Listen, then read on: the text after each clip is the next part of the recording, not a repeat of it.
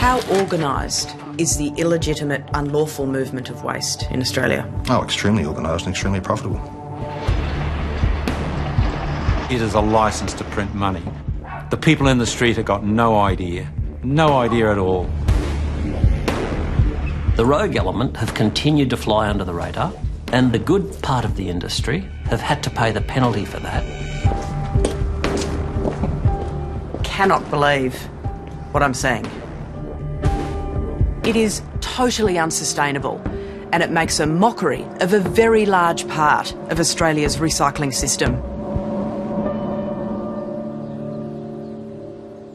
Welcome to Four Corners. Australians produce around 50 million tonnes of waste annually. That's 2 tonnes per person per year. Many of us sort our rubbish carefully, separating glass and plastics and paper, putting our faith in curbside recycling programs.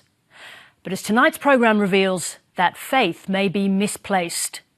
Much of the waste we think is recycled ends up in landfill. Some of it is trucked interstate to dumps. And some unscrupulous operators are making fortunes along the way. Tonight, we follow your rubbish across the country and track down the players exploiting a weak system. Caro Meldrum-Hanna investigates.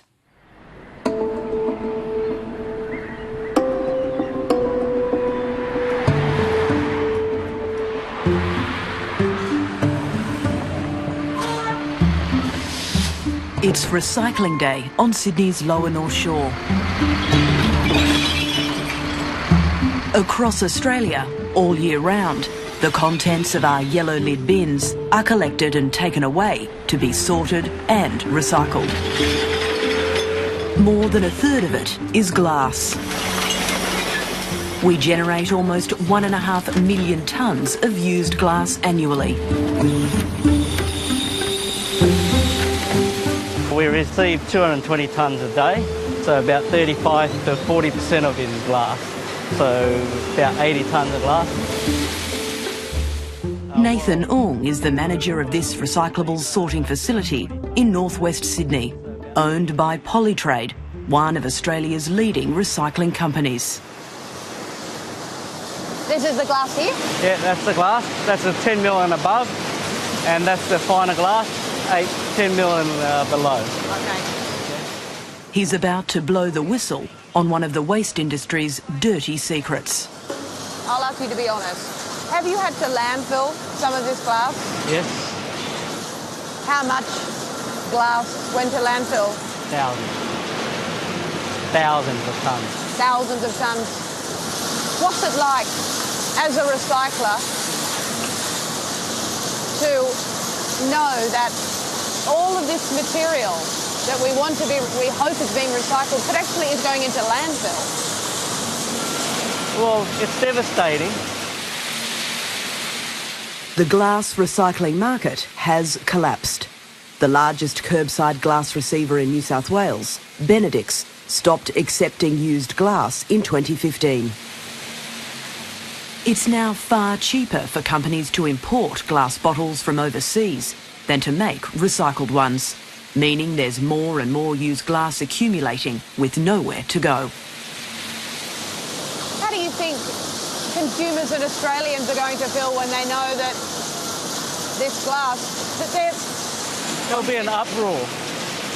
There'll be an uproar if communities or, residents know that their bottles aren't recycled. It is shocking. It is shocking.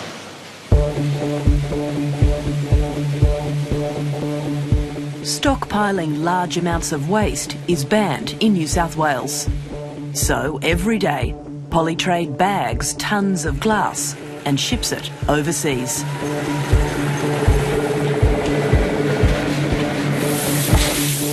The other half is tipped into massive trucks, 30 tonnes per load, and sent to Victoria.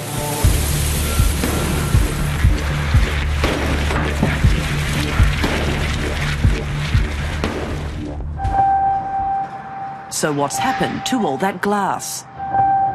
We can show you.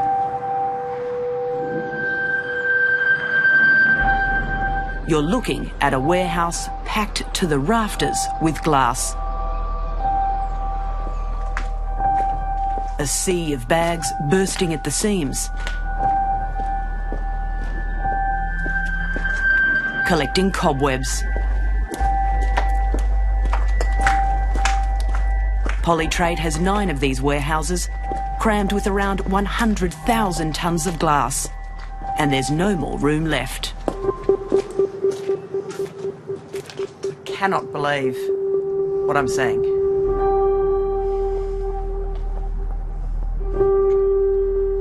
Perfectly good material that we believe is being recycled is actually languishing in giant plastic bags.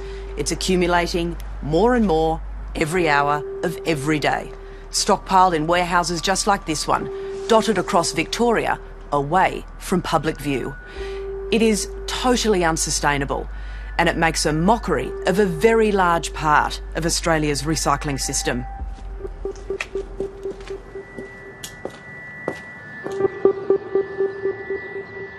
In the 90s, glass was the backbone of the industry. It held up recycling, and today it's the reverse. Now it's Of zero value at best. a 5-minute drive down the road reveals quite a sight. To the untrained eye, it looks like a giant mound of dirt sprouting weeds. When the sun hits, it glistens. This is a mountain of unrecycled glass at the back of a recycling centre in Melbourne. It belongs to industry giant Visy Corporation, owned by Australia's paper and packaging tycoons, the Pratt family. We're not Robinson Crusoe on this. There's other companies with similar problems with this commodity. Is it time to just stop recycling glass? I think that discussion should get held, yes. We've obtained this confidential 2017 report, an analysis of the glass crisis, commissioned by industry. It confirms the landfilling of glass, particularly in regional areas, and that if the truth becomes publicly known, there'll be more than just negative publicity, that it will seriously damage the community's confidence in recycling. If I asked you then to describe what sort of mode the recycling industry is in at the moment, what is it? Very stressed, extremely stressed. Grant Musgrove is the CEO of the Australian Council of Recycling. We've got governments taking landfill levy and not allocating it for their intended purpose, regulations that aren't strong enough to give support to legitimate operators, good operators. We don't have the support for those. Elements within the industry are regarded as illegitimate operators. Have you raised your concerns, communicated this very serious situation to government? Are governments aware? Absolutely. State government? Absolutely. Federal? Absolutely. According to Australia's peak recycling body, a huge amount of our recyclables aren't being recycled at all. Some of it is. I mean, approximately half of it is, 50%. The other 50% either goes to landfill or disappears, and that can be disappears overseas. There are various options, but it goes somewhere. Everything has to go somewhere. It's illegally dumped, stockpiled, landfilled, etc. Clearly some of it's gone up in flames.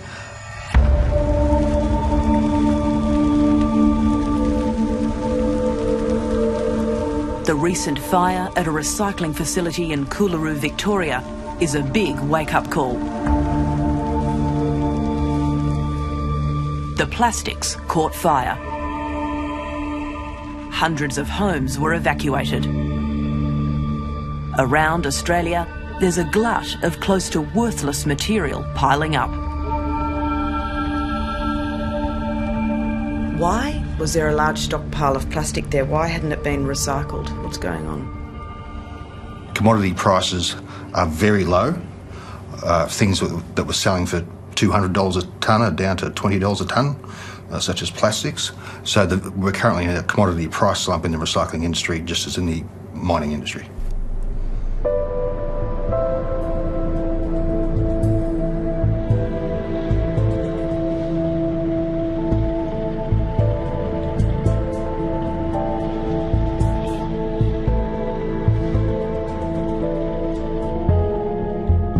The issues with recycling are symptomatic of a highly dysfunctional industry. In New South Wales, in an effort to drive more recycling and less landfilling, the regulator charges waste companies a fee of up to $138 for every tonne of waste they send to landfill. The expense has spawned a flourishing rogue industry. How to avoid paying the New South Wales landfill levy. One way is illegal dumping. In December 2014, in the tiny town of Spencer, nestled on the banks of the Hawkesbury River, residents Lynn Barrett and her husband Alan woke to discover a huge illegal dumping operation had come to town.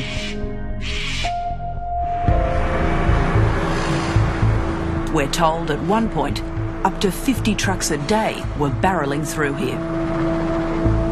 Most of them, like this one, quickly photographed by Lynn Barrett, unmarked, with no company names or logos. More and more trucks. Weeks, months are passing. Did you complain? Most definitely. Most definitely. Who did you contact? The EPA dumping hotline. And also, that's when I sent the first email off to Gosford Council and received no response at all. What did you make of that? That lack of action? That somebody knew what was going on and this was being allowed to continue for more than 12 months.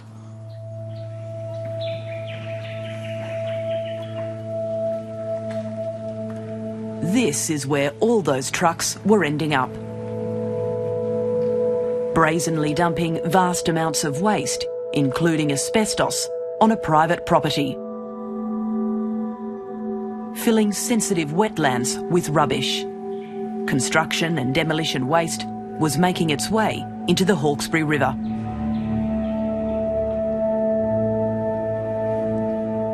I contacted council, and in response to that I got a call from a man from the illegal dumping squad. What did he say? He said he was aware of what was going on and he'd been down for a look, and he had been warned off the property for attempting to go on there, and he decided that it was too big for their organisation and he was going to hand it on up to the EPA. Four Corners can reveal the local illegal dumping squad did refer Spencer up to the New South Wales EPA. But a corrupt officer from the Western Sydney dumping squad intervened.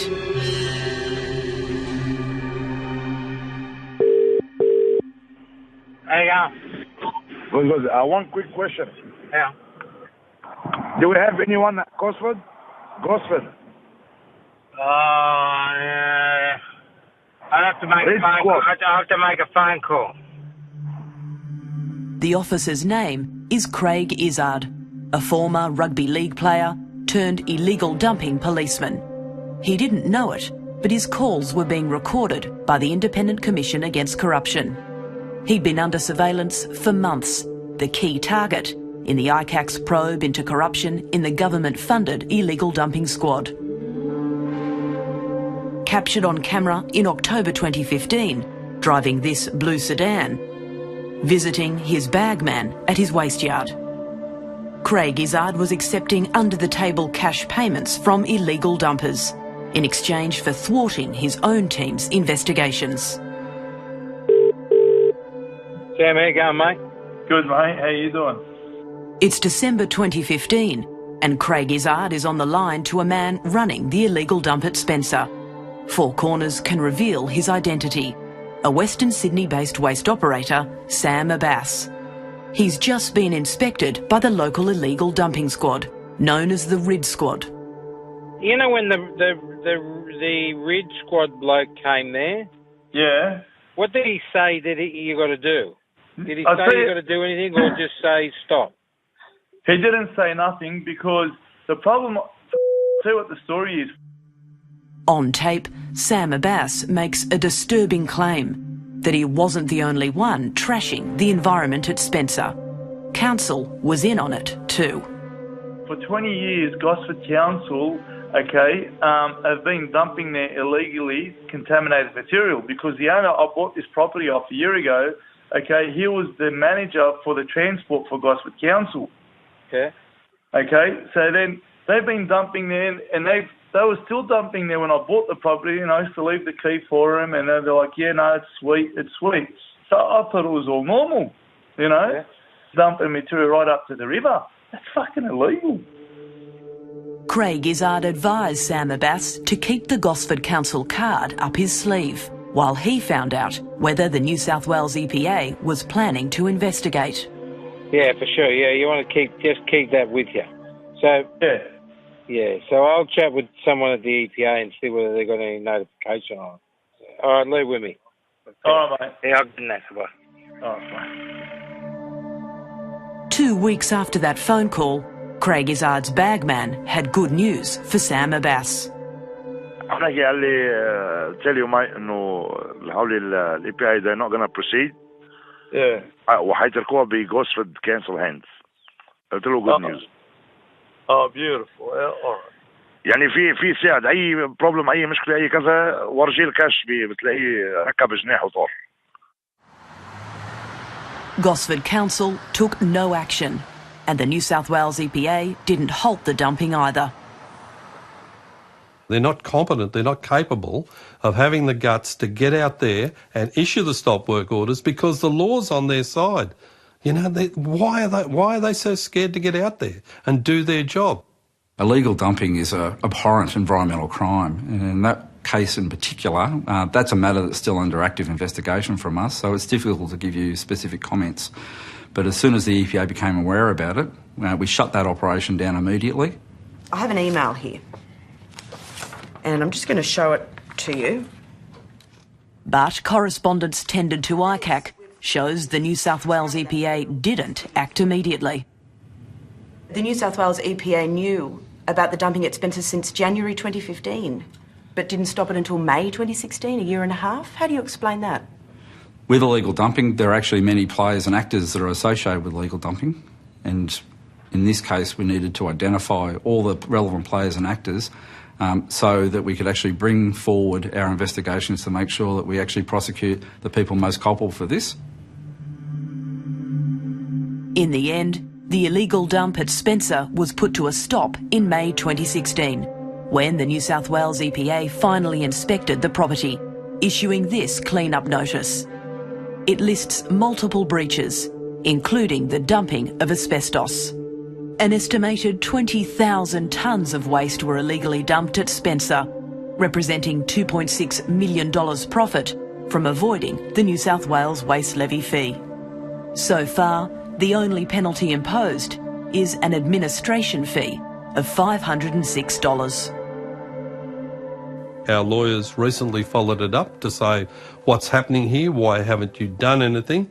And haven't got a straight answer at all. We've essentially gotten the fob off, We've gotten pushed out the door. Yet this is an estimate of 20,000 tonnes of waste dumped right on the edge of the Hawkesbury River. I mean, it's staggering. Has anyone been fined over the illegal dumping operation at Spencer? So these are very complex investigations with many actors. Has anyone been fined for the dumping at Spencer? These are very complex. Illegal dumping matters are very complex. You've said that a few times now, but with all respect, could you answer the question directly? Has anyone been fined? So this matter is currently being investigated, and it'll be a matter that we'll put before the courts.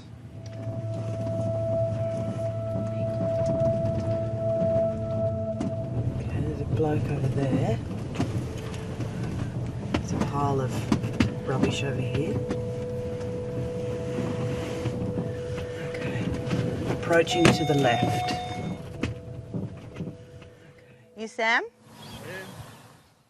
We found Sam Abbas at his Spencer property, but he wouldn't answer our questions. He's been sending me intimidating text messages since. The New South Wales ICAC didn't make any findings about Sam Abbas or the illegal dump at Spencer. How organised is the illegitimate, unlawful movement of waste in Australia? Oh, extremely organised and extremely profitable. The rogue element have continued to fly under the radar, and the good part of the industry have had to pay the penalty for that. The waste industry is worth $12.5 billion annually and growing. There's a lot of money to be made. You can get rich quick. One of the biggest operators in the business is Bingo. From humble beginnings, a small construction and demolition skip business bought for less than $1 million in 2005, Bingo floated on the stock exchange in May 2017. It's currently worth almost $700 million. An exciting, fresh approach to the waste industry is what we're trying to do. Exciting and fresh approach to the waste industry. We're about to look at Bingo's CEO, Daniel Tartak, has agreed to take us on a tour of its recycling facility in Auburn, Western Sydney.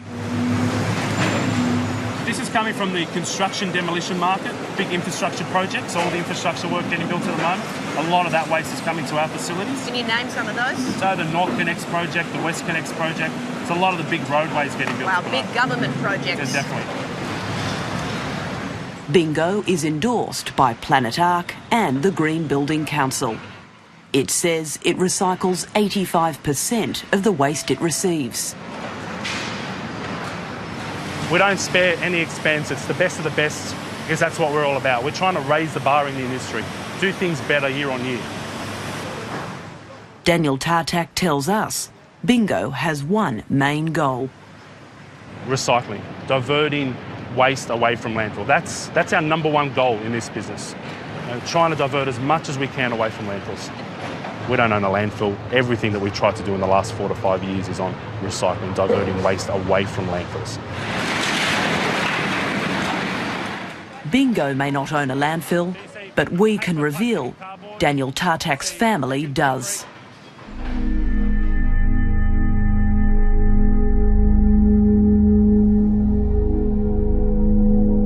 This is Mangrove Mountain Landfill, set on a corner of a community golf course on the New South Wales Central Coast. It was bought by Tony Tartak, the founder and patriarch of Bingo, in 2011. Would it be fair to say that the waste industry the regulation of it is out of control? Yeah, I think so. I do think so. We wouldn't end up with something like Mangrove Mountain, if it wasn't out of control.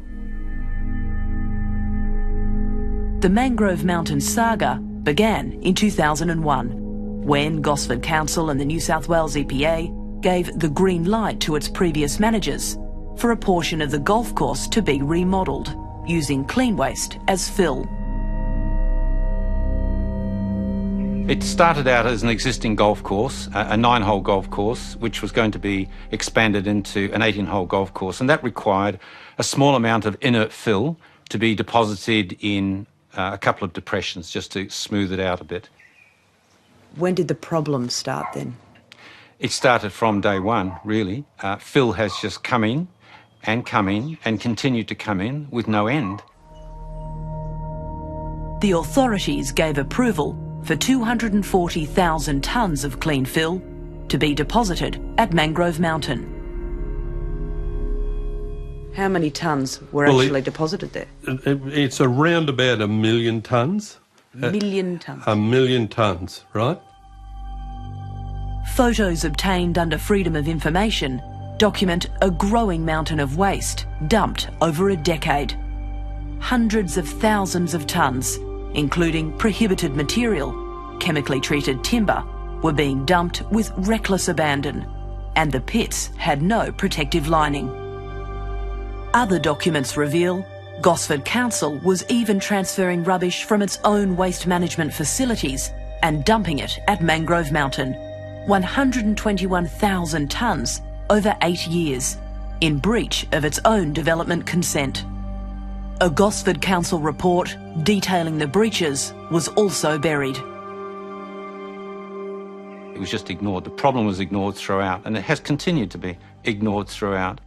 It's like they just didn't care. How would you characterise, in a word or a phrase, the Mangrove Mountain saga? A disaster. It's not in accordance with the licence. Gary Chestnut was the development manager at Gosford Council with 25 years' experience to his name when, in September 2012, he stumbled across some photographs of Mangrove Mountain. And I had a look and freaked out. And within an hour and a half, I was at council solicitors saying, we've got a problem. You know, it looked like a quarry site.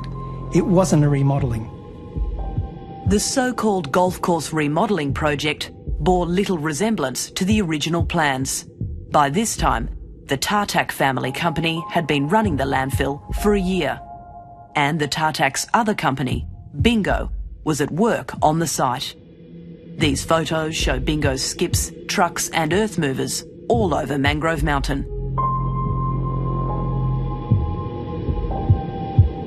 When you went to site to Mangrove Mountain, who did you meet there and where were they from? I met individuals. The individuals identified themselves as representatives from the Bingo company. They presented business cards with a company called Bingo.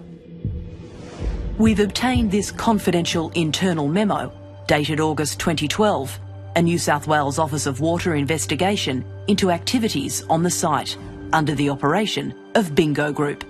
It found the groundwater table had been breached with a high potential for contamination. It recommended prosecution be considered. After years of inertia, Gosford Council finally took legal action against the operators of the landfill. Bingo was struck out of the case. The matter was settled out of court. The remaining landfill operator, a company controlled by Tony Tartak, was never prosecuted. Gary Chestnut is now running as a candidate for the local council election. If you had your time over again, would you have taken legal action against any other body? The answer to that question is yes, very clearly. From my perspective, the Environmental Protection Authority. I know that's quite alarming, recognising that the lead state agency responsible for the environment in New South Wales.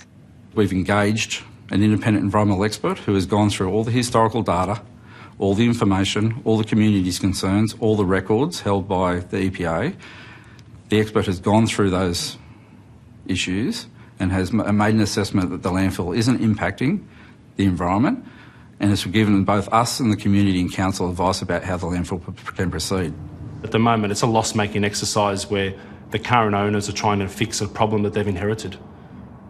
But Bingo is focused on recycling and diverting waste away from landfills. Now a publicly listed company, the history of Mangrove Mountain is an uncomfortable topic for Bingo's CEO, Daniel Tartak. Just because the family owns the landfill and the family's a shareholder of Bingo doesn't mean the two are related. Bingo has no interest in the landfill, never did. But your family does? Correct. So what is your family's interest in that landfill? My family's interest are fixing an issue that's been up there for many years. They want to deliver on building this 18-hole golf course. So your family wants to deliver on building an 18-hole golf course. How are you going to build that 18-hole golf course? To build the 18-hole golf course, there's some landfilling involved. How much? I'm not sure. I'm not across the detail of the landfill.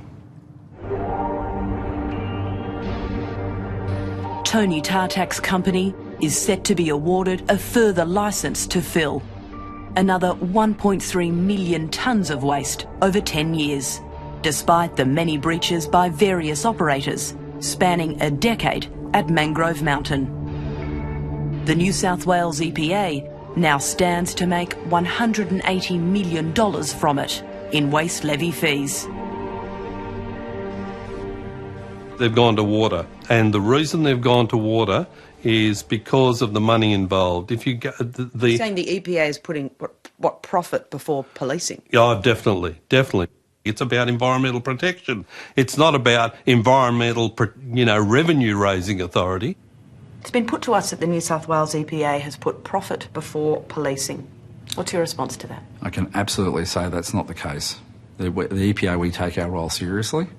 We've got a strong waste strategy in place. We've got funding from government from the waste levy, and we've got strong enforcement. And I think we're recognised by the other jurisdictions, EPAs around Australia, of having some of the tightest, toughest and more innovative regulatory approaches across Australia.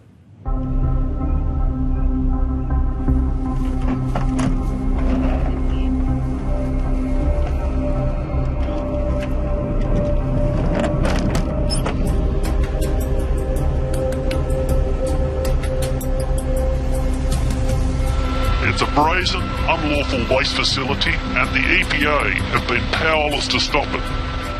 An industry insider is taking us on an aerial tour to show us firsthand what's really going on around New South Wales. Illegal dumping isn't the only problem. Look, it's pretty scary. It's a scary industry. There are dark elements in this industry. That's why I'm doing it anonymously. He's asked us to conceal his identity to protect him from retribution. Well, the good guys lose business to the bad guys, essentially. That's essentially what it is. The industry insider tells us the rogue operators are everywhere. Unlicensed facilities, waste being exhumed, stockpiles of asbestos. It's all about avoiding the waste levy charged by governments to legally dispose of waste. There's widespread scamming of the waste levy, yes. How many millions of dollars would that represent? Could you put an estimate? Over $100 million per year is being lost to the New South Wales Treasury by these activities. One activity in particular has taken off: the interstate movement of waste. Even licensed landfills are doing it. Caro, this whole situation with waste being transferred from these landfills and material being sent to southeast Queensland is getting bigger. It's getting more organised, and the longer it goes on, the harder it will be to stop. And the regulator has been told time and time again that the longer this activity goes on, the more organised it will become, and the more difficult it will be to undo. And the biggest names in the business are involved. The waste that we generate in New South Wales needs to be recycled. And if it's leaving New South Wales, it's not getting recycled, we believe, the way it should be. It does attract a lot. Bingo is sending around 150,000 tonnes of waste, including contaminated material, to landfills in Queensland, where the levy is non-existent. So would that pile all be going to Queensland? Yes, that pile would be. How often do you have to send this stuff to Queensland? Daily. Daily. Bingo is one of many companies doing it.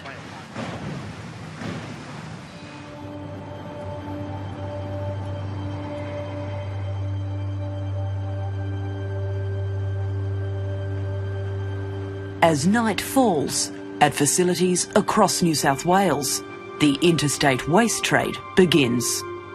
Copy on 1. Got a truck coming in, bud. What's your delay? There's 2 in front of you. So I'm loading 1, I've got 2 in front of you. At Bingo, on this one night alone, chatter on the two-way radio reveals 9 B-doubles are loaded with waste bound for Queensland. The practice is so lucrative, it spawned a whole new transport and logistics industry in its own right. Middlemen contracted by waste companies to shift waste across the border day and night. Four Corners has discovered there are at least 5 major waste transporters now operating. Who's doing it? Well, there's a whole new industry that's propped up around it. Individual companies have been formed with this is their business. This is their core business. Can you name some of those companies? Some of those operators are not backwards about how can I put this?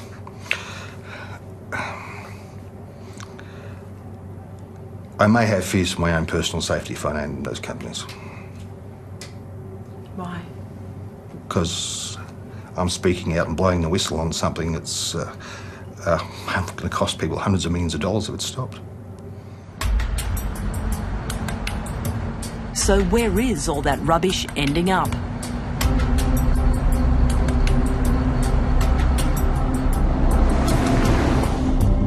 We followed the waste stream all the way to its final destination, to a series of old mine sites in southeast Queensland.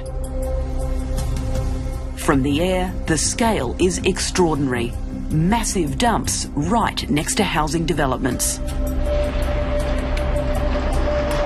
Queensland has become the dumping capital of Australia.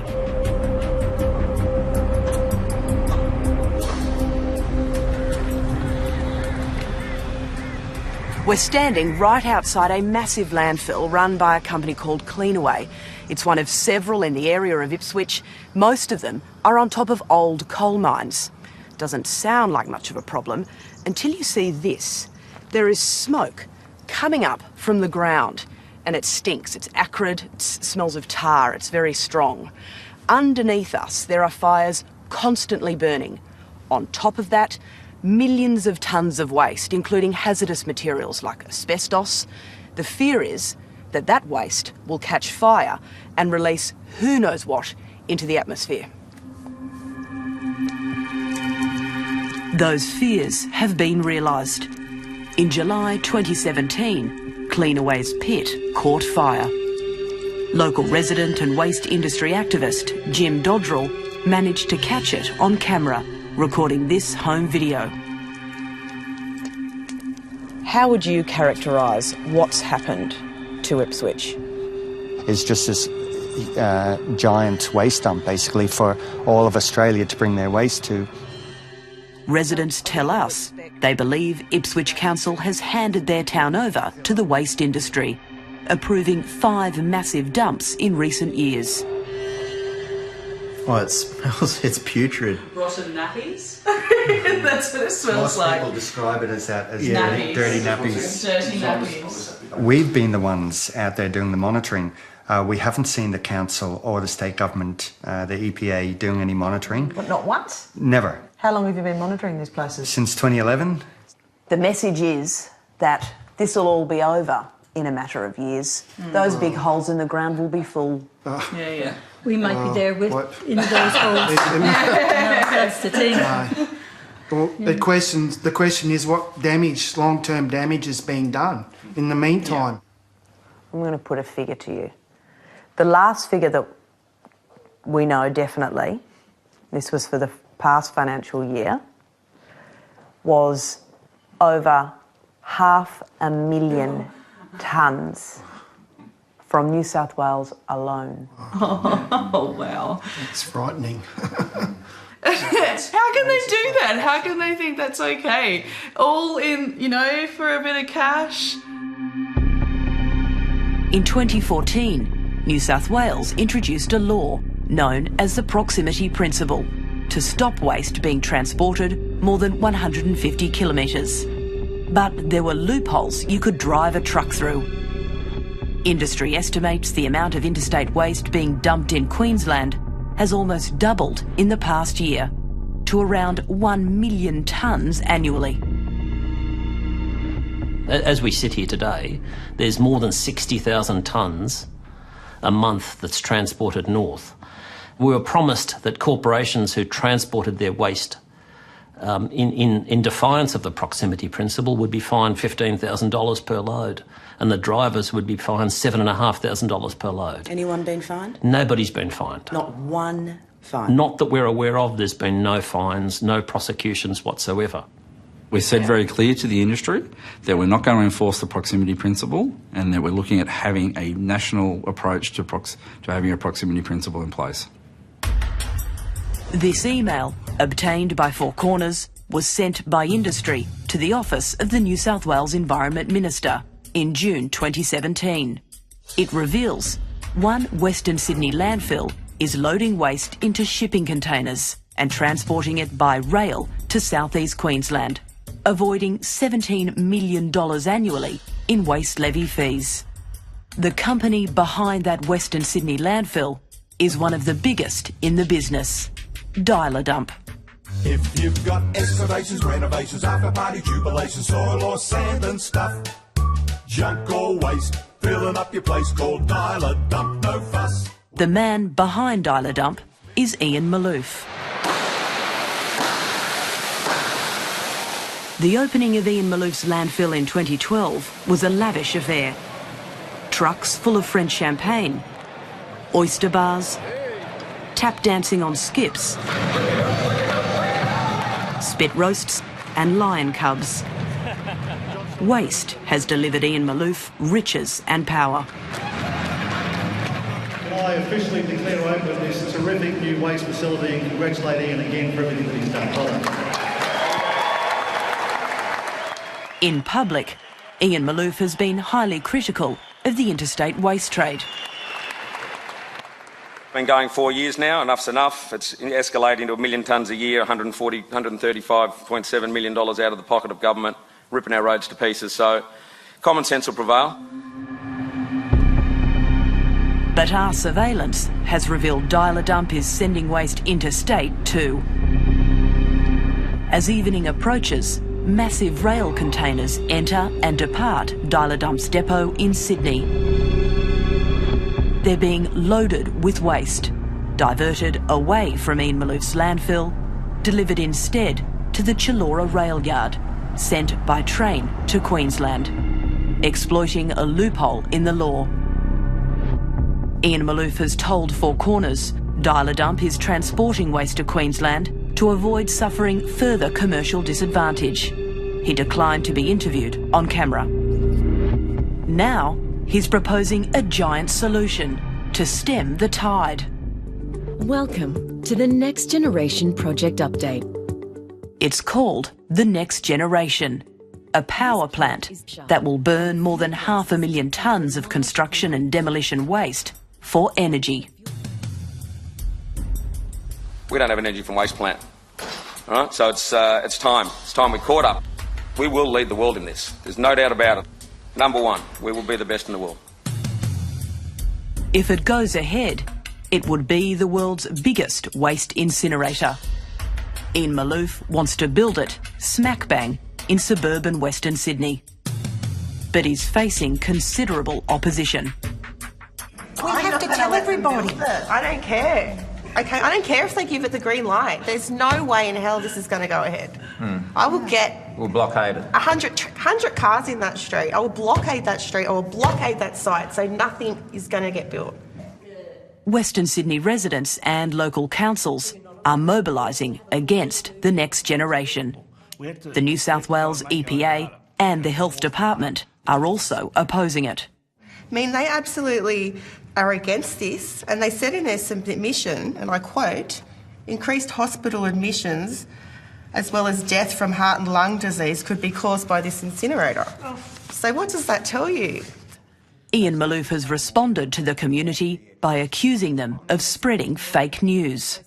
And he sends us letters of threats of what will happen and, you know, gives us timelines to respond by. There's a small minority scare campaigning against this plant. The people of Blacktown, instead of saying this is the worst thing in the world to come to us, they should be proud of it and help us feed the children that have got there with it. And I say it in all honesty, all right? Garbage businessman Ian Malouf. The Next Generation proposal is currently before the New South Wales Department of Planning.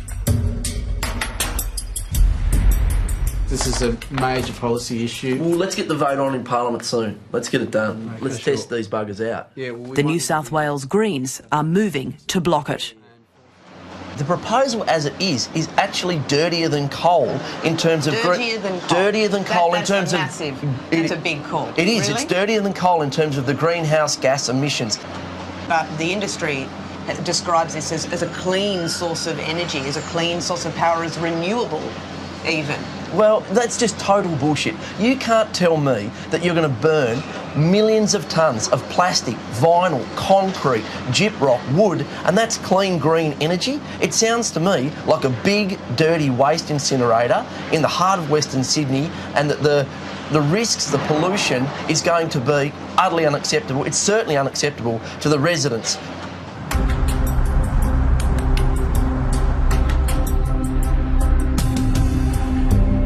The waste industry is a mess. It is a licence to print money. Like, the people in the street have got no idea at all. We need to lift the lid on the waste industry and show people what is actually happening and correct it, you know. We need ministers to bang their heads together and come up with a national strategy, a national coordinated response. The onus is now on our governments to step in and clean up the mess. Before you put your rubbish out this week, ask your local council where it's going. You'll find more information and responses to our questions on our website. Next week, the Greens in disarray. Is the party imploding? See you then.